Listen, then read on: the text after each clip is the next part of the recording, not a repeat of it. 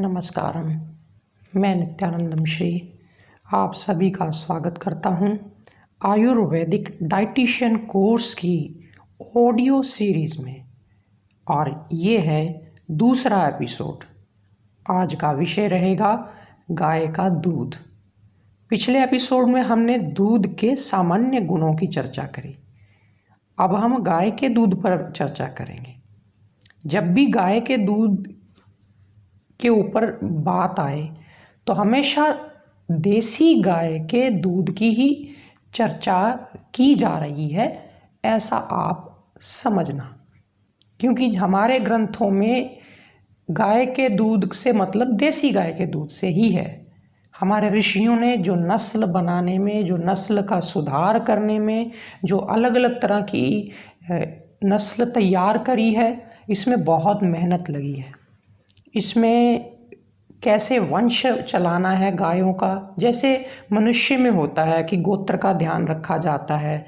एक अच्छे संतान के लिए पूरा एक व्यवस्था है कुल गोत्र की। वो लोगों को बांटने के लिए नहीं थी, बल्कि इसलिए थी कि लोगों में बीमारियां ना आए आपस में एक कुल में आने से जो आती हैं।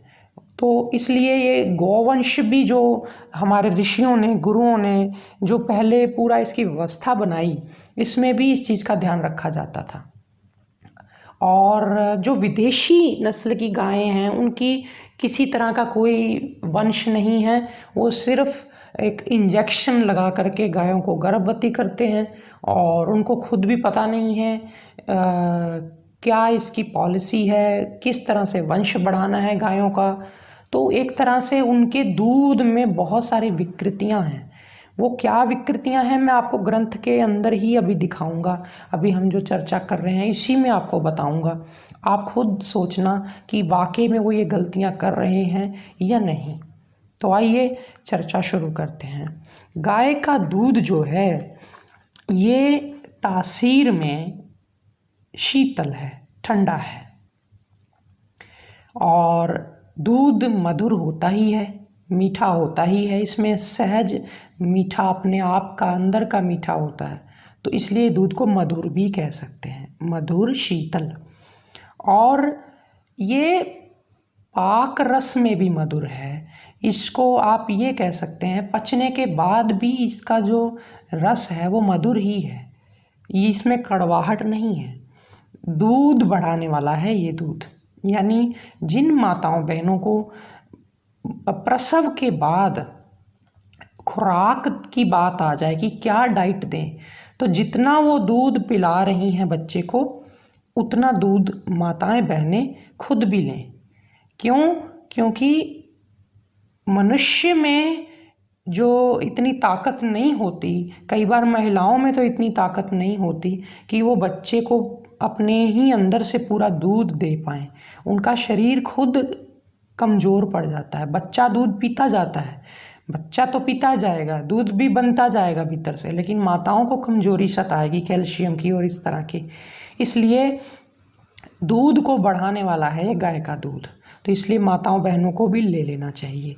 फिर ये वात और पित्त दोनों का नाश करता है। यानी ठंडा है, शीतल है, तो आप मान के चलिए पित्त का तो नाश करेगा ही करेगा।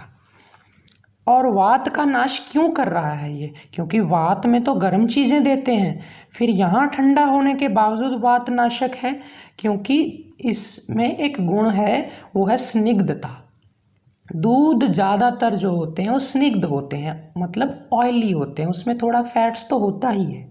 और जो भी चीज़ तरावट वाली होती है, जिसमें एक तरह से घृत होता है, घी होता है, उसमें वात को कम करने के गुण होते ही हैं। वात वायु दो चीज़ों से कम होता है, एक गर्म चीज़ या तो कोई दे दो, एक या कोई तरावट वाली, लुब्रिकेशन वाली, घी वाली कोई चीज़ किसी को दे दो। दोनों ही चीज़ों से वात डाउन आता है, नीचे आता है। तो यहाँ पर इसमें एक स्निग्धता तो है ही, परंतु थोड़ा ठंडा है, इसलिए वात रोगियों को कैसे देना है ये अगले आने वाले समय में हम चर्चा करेंगे। ये जो गाय का दूध होता है ये रक्त विकार को नष्ट करता है। अब यहाँ ऋषि ने रक्त विकार के बारे में जिक्र करा है और बड़ा सूक्ष्म लिख के दिया है बस कि रक्त विकार नाशक है। आप और हम गलत ना समझ लें कि रक्त विकार से मतलब है खून साफ करेगा, नहीं। यहाँ रक्त विकार से मतलब है जिनका रक्त पूरा बनता नहीं है, जिनका रक्त के अंदर जो सेल्स हैं वो कमज़ोर हैं, जिनके खून में किसी तरह की भी जो तत्व हैं वो कम है। आपने लोगों ने देखा होगा कई लोग जिनका रक्त पूरा कभी होता ही नहीं है। बहुत सारी ऐसी और भी कॉम्प्लिकेशंस हैं, जैसे कह सकते हैं कि इनके सेल्स जो हैं वीक हैं, कमज़ोर हैं, पतले हैं, तो उनको पुष्ट करेगा ये रक्त को। और रक्त विकार से मतलब ये भी है कि रक्त का जो ब्लड का सर्कुलेशन है उसके लिए भी अच्छा है। रक्त जब मजबूत होगा शरीर का, रक्त का विकार एक और चीज़ है, रक्त के अंदर की गर्मी, क्योंकि रक्त की कईयों का खून बहुत गर्म होता है। आप देखेंगे रास्ते में आते जाते झगड़ते हैं और ये अपने उनके भी कंट्रोल में नहीं होता। उनको अगर आप उस वक्त कहें कि आप गलत कर रहे हैं तो वो आपको भी मारेंगे पीटेंगे, और अगर आप उनको जब वो शांत है तब आप पूछें कि आप ये क्या करते हैं तो वो खुद भी मुस्कुरा देते हैं कि पता नहीं मेरे से ऐसा हो जाता है। तो ये रक्त के अंदर की गर्मी उनके अंदर ब्रेन में जो चढ़ जाती है, ये जो रक्त विकार हैं सारे, इनको ये शांत करता है। और ये हमारे शरीर में जितने भी दोष हैं, जैसे मुख्यतः वात पित्त कफ के असंतुलन से जो दोष बनते हैं अंदर, धातुएं जो हैं हमारी 7 धातुएं, मैंने पिछले एपिसोड में चर्चा करी थी, अभी दोबारा नहीं कहूँगा। उन सब धातुओं को, सब दोषों को, और जितने भी प्रकार के मल बनते हैं शरीर में, गंदगियाँ बनती हैं, उन जहाँ जहाँ भी, उन सब को और नाड़ियों को भी, ये सारी चीज़ों को आर्द्र करता है, यानी उनको आर्द्रता देता है। आर्द्रता होती है किसी तरह की नमी देना, जो वहाँ की खुश्की है उसको दूर करना, क्योंकि गुण तो दूध का स्निग्धता है ही, ऑयल है ही, तो ये ऑयल शरीर को चाहिए होता है।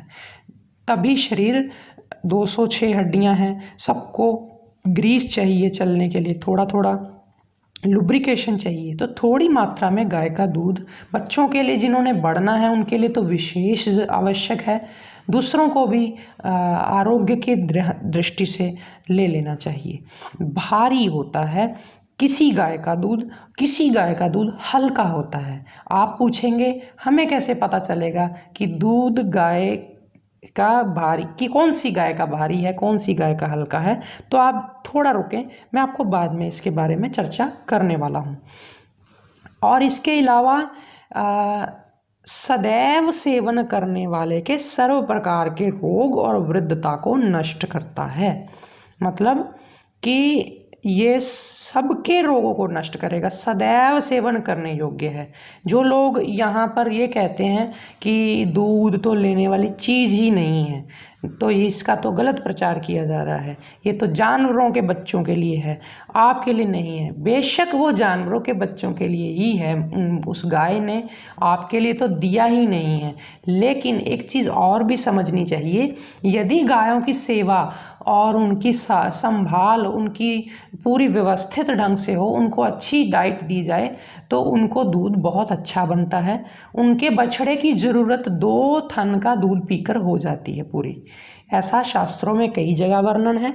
ऐसा आप मेडिकल ढंग से, या आप अगर साइंटिस्ट माइंड के हैं तो आप बेशक उस पर कुछ ट्रायल करके, कुछ काम करके देख लें, आपको पता चल जाएगा कि एक उनके जो बछड़ा होता है या बछड़ी होती है गाय की, उसकी जो ज़रूरत है 2 थन से, 2 स्तनों से पूरी हो जाती है। बाकी के 2 थन मनुष्य जो उसकी सेवा करता है, क्योंकि भगवान को भी ये चीज़ पता थी कि इंसान के अंदर एक स्वार्थ तो जुड़ा ही हुआ है, जहाँ बेनिफिट है उस चीज़ से कनेक्ट होगा ये भविष्य में, जहाँ बेनिफिट नहीं है तो ये वहाँ कनेक्ट नहीं होगा।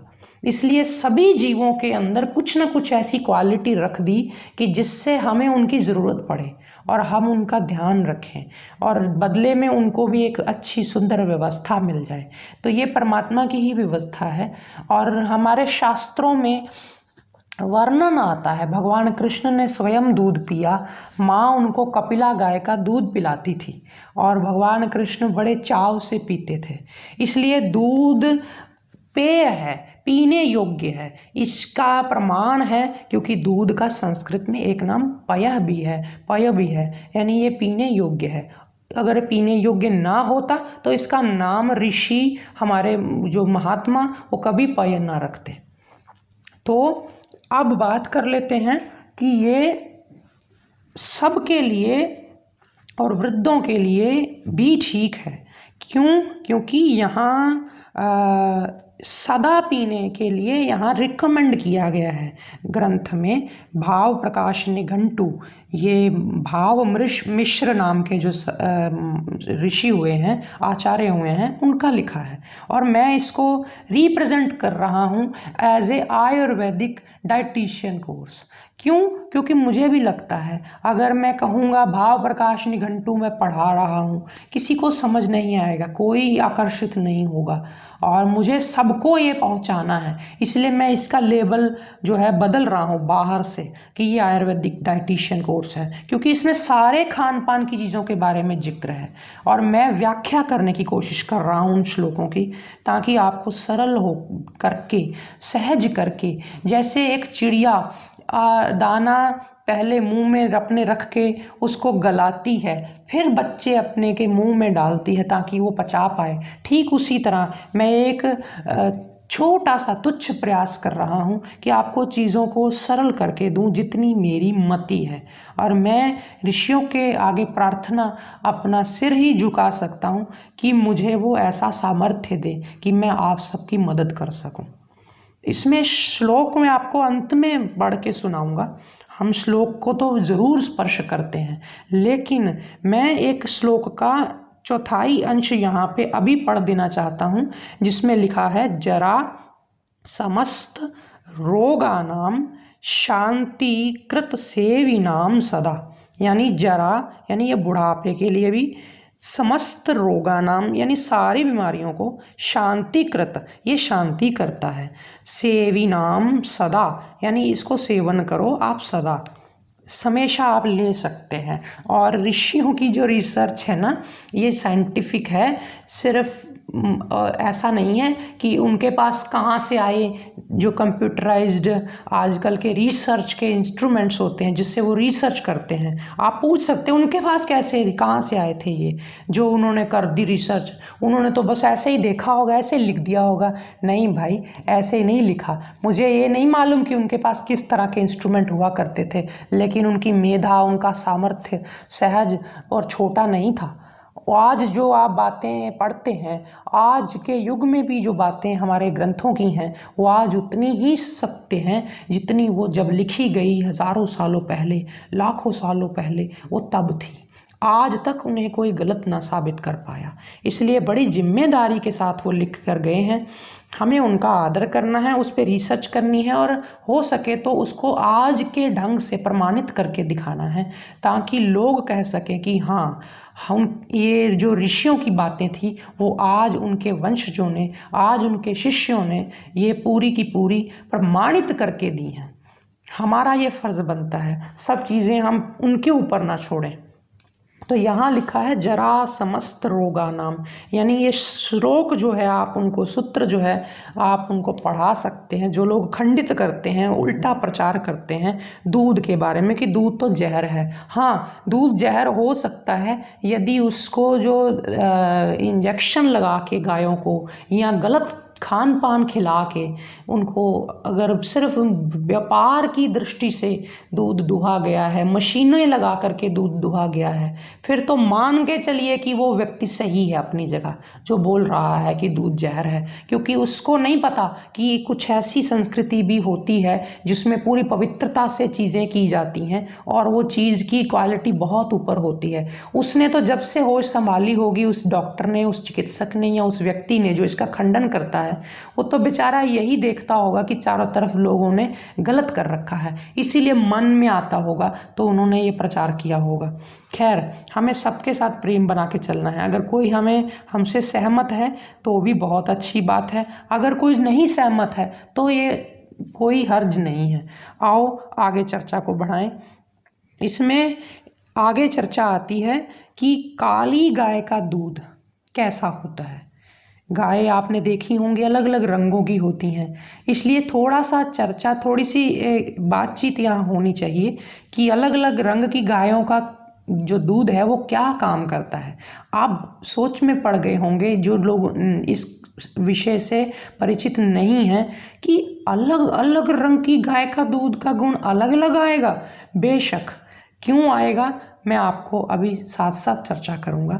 काली गाय का दूध वात नाशक होता है, यानी जितने भी वात रोग हैं जो वायु से होते हैं, जैसे जोड़ों का दर्द, घुटनों का दर्द, पेट से संबंधित रोग, खाना ना पचना या भूख ना लगना, या बहुत सारे और भी रोग जो हैं जिसमें शरीर में रूखापन आए, शरीर कमज़ोर होता चला जाए दिन प्रतिदिन, तो ये सब रोग वायु के ही हैं, वात के ही हैं। और वात के लिए बहुत अच्छा होता है काली गाय का दूध। आप एक चीज़ ध्यान रखिए, वात रोग ज़्यादातर सताते हैं वृद्धों को। बढ़ती आयु में वायु सताता है, बढ़ती आयु में, ढलती आयु में वायु के रोग सताते हैं, गठिया हो जाता है। तो ऐसे में अगर काली गाय का दूध मिले, किसी का सौभाग्य हो तो, यानी गाँवों में आजकल भी अगर आप चाहें तो अपने घर में काली गाय रख सकते हैं, तो वात नाशक गुण है उसका। और कोई गुण नहीं करेगा, बिल्कुल करेगा, लेकिन वात नाशक गुण तो उसका विशेष माना जाएगा।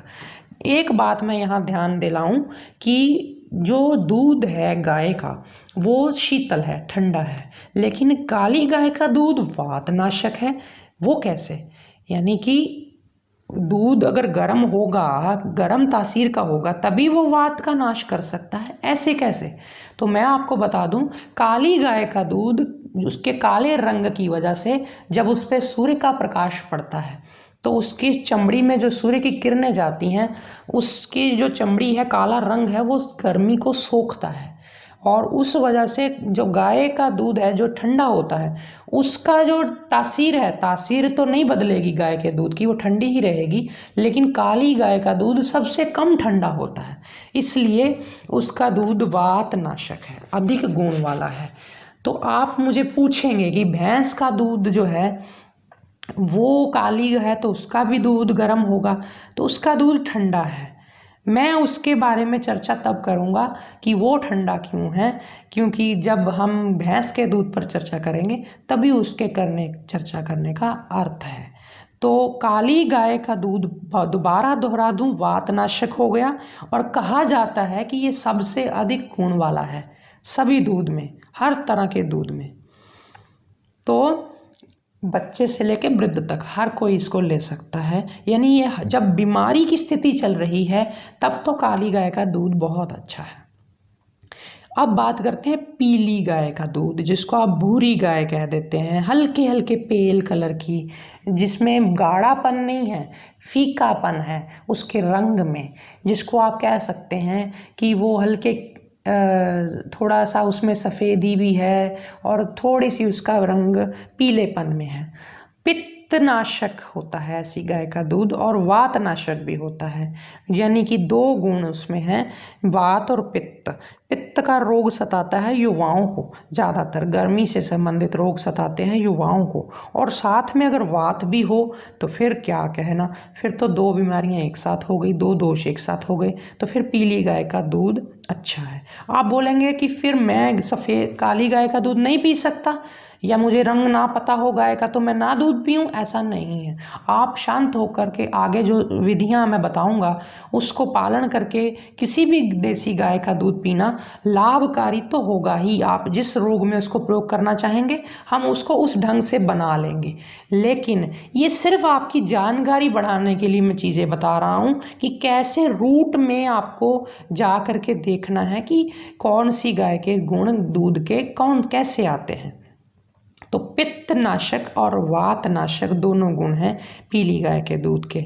और सफ़ेद गाय जो है ये, इसका दूध काफ़ी ठंडा माना जाता है, काफ़ी ठंडा, इसलिए ये भारी भी होता है थोड़ा सा। वैसे तो गाय का दूध ठंडा हल्का माना जाएगा, लेकिन यहाँ सफ़ेद गाय का दूध जो है वो थोड़ा भारी होगा। भारी, बहुत भारी नहीं कह सकते, क्योंकि गाय के दूध का तो गुण ही यही है कि वो हल्का है पचने में, तो फिर जो सफ़ेद गाय का दूध है वो हल्का तो है लेकिन थोड़ा बाकियों से थोड़ा भारी होगा। ये है सफ़ेद गाय का दूध। इसलिए बच्चों को कई बार जो बढ़ते नहीं, सूखे पड़े हैं और कब्ज रहती है, पेट ही साफ़ नहीं होता, लैट्रिन करेंगे तो सूखी सी काली सी, जिसमें पता लग जाता है कि इनके अंदर गर्मी है, बच्चों को पीलिया बड़ा हो जाता है, ऐसे बच्चों के लिए ये सफ़ेद गाय का दूध बहुत अच्छा है। ऐसे लोग जो हैं जिनको खास विशेषकर पित्त रोग है, गर्मी से संबंधित कोई रोग है, तो उनके लिए भी सफ़ेद गाय का दूध बहुत अच्छा है। भारी भी है, जिनका हाजमा ठीक है, अच्छा है, वो आराम से पिएं। बाद में आती हैं लाल गाय, काफ़ी जो सुर्ख रंगों की होती हैं, जैसे कि साहीवाल नस्ल होती है, गिर गाय की नस्ल होती है, ये काफ़ी लाल सी होती हैं। तो इस तरह की गाय जो है, इसका दूध भी जो है काली गाय के दूध जैसा ही होता है, वात का नाश करने वाला, काफ़ी अच्छा गुणकारी। आप बोलेंगे सफ़ेद गाय वाला दूध फिर इसका मतलब कम गुणकारी है? नहीं, दरअसल वो कफ रोगों के लिए अच्छा है, माफ़ करिए, पित्त रोगों के लिए अच्छा है, क्योंकि कफ करता है शेफ सफ़ेद गाय का दूध। सफ़ेद गाय का दूध कफ करेगा, ठंडा करेगा शरीर को, इसका मतलब वो सिर्फ गर्मी वाले लोगों के लिए हो गया। तो बाकी लोग लेंगे तो उसमें थोड़ा हल्दी या कुछ ऐसा मिलाना पड़ेगा। लेकिन जो दूसरे दूध हैं जो पित्त में, वात में काम आ रहे हैं, तो वो तो सब में ही काम आ जाते हैं, वो सभी तरह के रोगों में ही काम आ जाते हैं, इसलिए इनको थोड़ा ज़्यादा इनकी महिमा है। और लाल और जो चित्त कवरी गाय है, थोड़ा रंग इधर से थोड़ा कहीं और थोड़ा थोड़ा ऐसा मिलता जुलता, तो वो डार्क रंग वाली जो गायें होती हैं, इनका सबका दूध वातनाशक होता है। इसमें एक चीज़ खास आचार्य ने चर्चा करी है, और वो ये है कि जिस गाय का बच्चा मर गया हो, बछड़ा या बछड़ी, या उससे छीन लिया गया हो, अलग कर देते हैं, जैसे विदेशों में उसको मिलने ही नहीं देते हैं उससे, तो और उसका मशीनों से दूध निकालते रहते हैं, बच्चे एक अलग रहते हैं, माँ अलग रहती है, उसको कभी पीने ही नहीं दिया जाता उसका दूध। तो उसके अंदर एक तो नकारात्मकता, निराशा, क्योंकि जिस माँ ने अपने बच्चे के लिए इतना इंतज़ार किया है, फिर उसको जन्म के बाद उससे अलग कर लें, तो है तो उसमें भी भावनाएं, फीलिंग वैसी ही जैसी मनुष्य में है।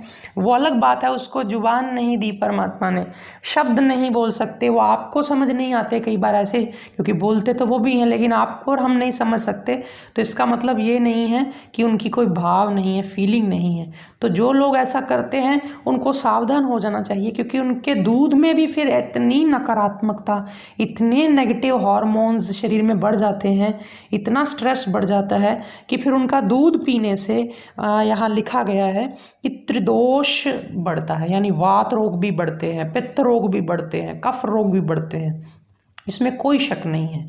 और ऐसी गाय का दूध तो बीमारियां ही करेगा बहुत। इसलिए जब गाय का कोई बछड़ा नहीं रहता तो ग्वाले क्या करते हैं, वो किसी दूसरे बछड़े को उसके पास छोड़ देते हैं कि चलो अब इसको प्यार दो, तो फिर वो एक आध दिन में, 2 दिन में वो उसको भी उतना प्यार देने लग जाती है, तो फिर वो ठीक हो जाती है।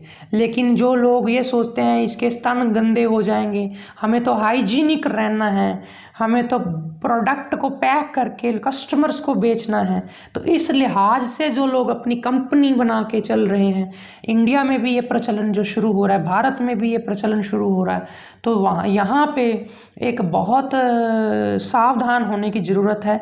आजकल के जो इस युवक हैं जो इस क्षेत्र में भविष्य में आना चाहते हैं, उनको इस चीज़ का ध्यान अवश्य रखना चाहिए कि वो दूध किस उसी गाय का पिएं, पिलाएं जिसका बछड़ा हो, जिसके पास बछड़ा हो कम से कम।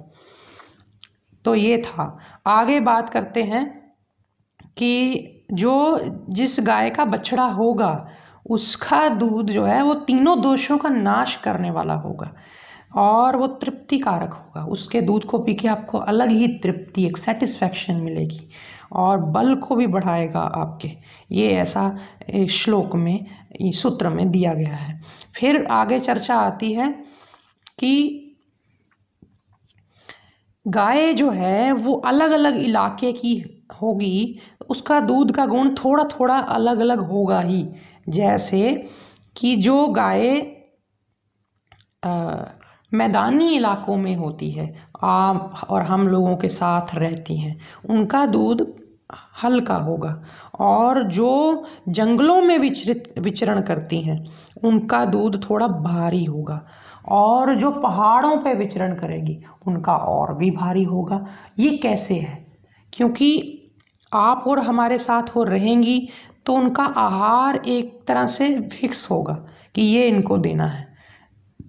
जब वो जंगलों में घूमती हैं ऐसी गायें, चरने निकल जाती हैं मीलों मील और फिर आती हैं, इन्होंने वहाँ कुछ भी खा लेना है जो इनको लगेगा कि ये आज खा लेते हैं, तो आहार तो एक जैसा मिलेगा नहीं, इसलिए गुण भी बदल बदल कर आएंगे। और वो काफ़ी उनका दूध जो है वो दूसरे दूध से भारी होगा, क्योंकि कुछ भी आ सकता है उसमें। कोई जड़ी बूटी भारी होती, कोई हल्की होती, अलग अलग तरह के गुण आएंगे। तो है तो वो अच्छा, लेकिन सबके बस की बात नहीं कि उसको बहुत ज़्यादा मात्रा में पचा सकें। वो एज ए मेडिसिन थोड़ा लिया जाए तो अच्छा है, लेकिन अगर उसको कोई भरपेट पीना चाहे तो सबके बस की बात वो नहीं है पचाना। फिर इसके बाद जो पहाड़ी गाय हैं वहाँ का तो पानी भी बहुत भारी होता है, वहाँ का तो लाइफस्टाइल बहुत भारी है, जलवायु बहुत भारी है। जैसे जलवायु में जीव रहता है वैसे वैसे गुण तो जो वो खाएगा उस तरह की चीज़ें ही खाएगा, और वैसे गुण दूध में भी आएंगे। ये है। और उनका दूध काफ़ी स्निग्ध भी होता है, ऑयली फैटी भी होता है। इसलिए जो गाय चारे में जिसको अनाज खिलाया जाएगा तो उसका दूध जो है भारी होगा। जिस गाय को चारा ना दे करके या दाना अनाज ना दे करके खाली घास फूस दिए जाते हैं, अलग अलग तरह के तृण दिए जाते हैं, उसका दूध हल्का होगा।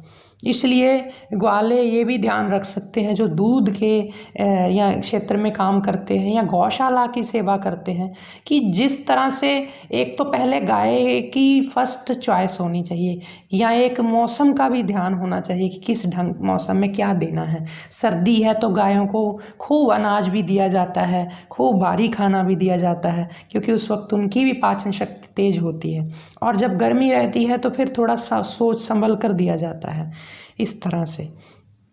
तो जो अन्न खाएगी गाय उसका दूध भारी होगा। जाहिर सी बात है वो पूरा दिन अन्न पे तो रह नहीं सकती, उसको चारा तो साथ में जाता ही है या जाना ही होगा, लेकिन थोड़ा थोड़ा जो अन्न साथ में लेती रहेगी गाय उसका दूध भारी होगा। इसका मतलब जिनको दूध लेना है अपने बच्चों के लिए, अपने बढ़ रही जनरेशन के लिए, और इस तरह से, या जो गायें आप कह सकते हैं जवान हैं इस तरह की हैं, उनको इस तरह की डाइट पे रखा जा सकता है। जो गाय वृद्ध हैं, बहुत ज़्यादा वो नहीं है उनका पाचन या कुछ इस तरह से, उनको हल्के आहार पे रख के उनका हल्का दूध लिया जा सकता है। उनके बछड़ों को भी उस तरह का गुण मिलेगा और आपको भी उनके दूध का गुण उस तरह का मिलेगा।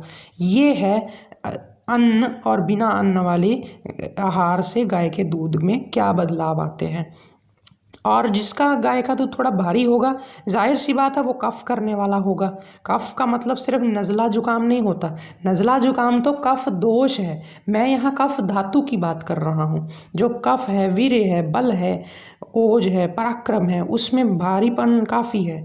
और वृष्य है उसका दूध, यानी वीर्य को बढ़ाएगा, जल्दी से पुष्टि लाएगा, फर्टिलिटी लाएगा, शरीर में निरोग करेगा मनुष्य को। और जो गाय घास इत्यादि खाती हैं और विनोला आदि खाती हैं, पलाल खाती हैं, ये अलग अलग तरह के जो पत्तेदार चीज़ें हैं इनको खाती हैं, इनका दूध हल्का और बड़ा जल्दी पचने वाला है। यानी जो रोगी हैं, जिनको पता है कि हमारे से इतना नहीं हो पाएगा, वो इस तरह की गायों का दूध ले सकते हैं। ये है आज का पूरा सत्र विषय, जिसमें मैंने आपको गाय के दूध के विषय में थोड़ा थोड़ा बताया। अभी बहुत चर्चा बाकी है, दूध को कैसे लिया जाए, उबाला जाए ना उबाला जाए, ये सब बातें, कौन से और दूध कौन कौन से होते हैं, कि उनके क्या गुण हैं, और दूध से बनने वाली चीज़ें जो हैं जैसे दही, छाछ, खोवा, मावा, और भी इसके अलावा घृत आदि सबकी चर्चा करेंगे। क्योंकि एक बार जब दूध और दूध से बनने वाले हर एक चीज़ पर हम चर्चा कर लेंगे तो आप कह सकेंगे कि हाँ, अब मैं दूध का कम से कम जानकार हो गया हूँ, दूध का मैं मास्टर बन गया हूँ। और ये बातें एक एक मिनट, दो दो मिनट में नहीं बताई जा सकती, इस पर तो पूरा बैठकर एक तरह से गोष्ठी और चर्चा करनी ही पड़ती है, तब जा कर के ये चीज़ें 1-2 बार सुनना पड़ता है, तब जा कर के ये चीज़ें कभी किसी को समझ में आती हैं। तो अब हम मर्यादा के अनुसार श्लोक का पाठ करेंगे। गव्यम दुग्धम विशेषेण मधुरम रसपाकयो दोषधातु मलस्रोतः किंचिद क्लेदकरं गुरुं शीतलं स्तन्यकृत स्निग्धं वातपित्तास्रनाशनं जरा समस्तरोगाणां शान्तिकृतसेविनां सदा कृष्णाया गौर्भवेद दुग्धं वातहारिगुणाधिकं पीताया हरते पित्तं तथा वातहरं भवेत् श्लेष्मलं गुरुशुक्लाया रक्ता चित्रा च वातहरत बालवत्सा विवत्सानां गवां दुग्धं त्रिदोषकृत बष्कयिन्या स्त्रीदोषघनं तर्पणं बलकृत्पयः जाङ्गलनूपशैलेषु चरन्तीनां यथोत्तरं पयो गुरुतरं स्नेहो यथाहारम् अप्रवर्तते स्वाल्पन्नभक्षणा जजातं क्षीरं गुरुकफप्रदं तत्तु बल्यं परं वृष्यं स्वस्थानं गुणदायकं पलालतृण कार्पासबीजजं रोगिणे हितं रोगिणे हितं रोगिणे हितं।